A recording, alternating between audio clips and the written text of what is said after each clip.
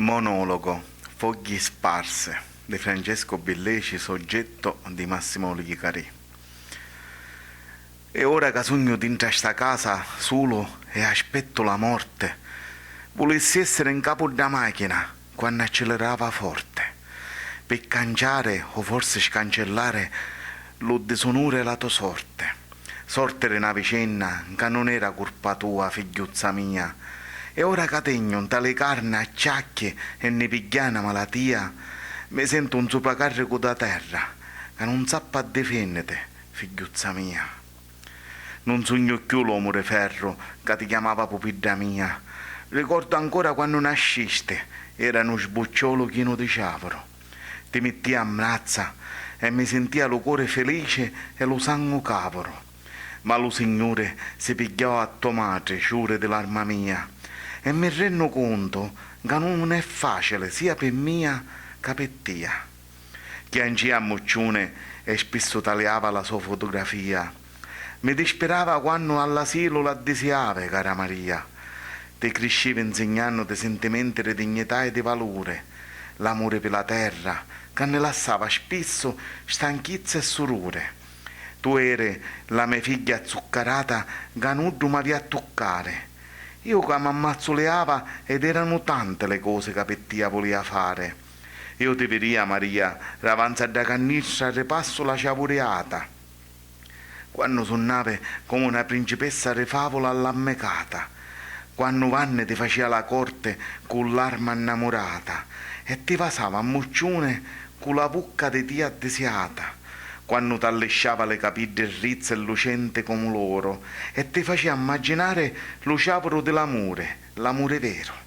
E quando suonava d'insaiare della vesta della Veronica, con le capite attaccate, lo rossetto addomato e le tue occhi di luna truccate, mentre ferriava lo disco di Sergio Enrico che ne dava calore, mentre ballava con Vanne, lo tuo primo e grande amore.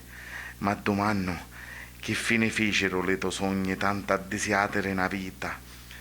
Fuori arrubate il dorco che abusava la piccerida mia, da du casale, quando mi chiamava cuore mio, e io non ti sentia. Non voglio pensare a chi che passaste per colpa mia, sì, colpa mia, che non ti sappa difendere con onore e rispetto. Nudo ti via sfiorare, maledette, la raggia non mi dona il resetto. La via a denunciare e poi la giustizia faceva tutto il resto. E invece, assettata a dire al re, con la testa appoggiata in talo vitro e lo silenzio che ne levava aciato dallo cuore come un ladro, per proteggere mi dispesava di tia, evitando di parlare, e come una schiava incatenata, America ti fece emigrare.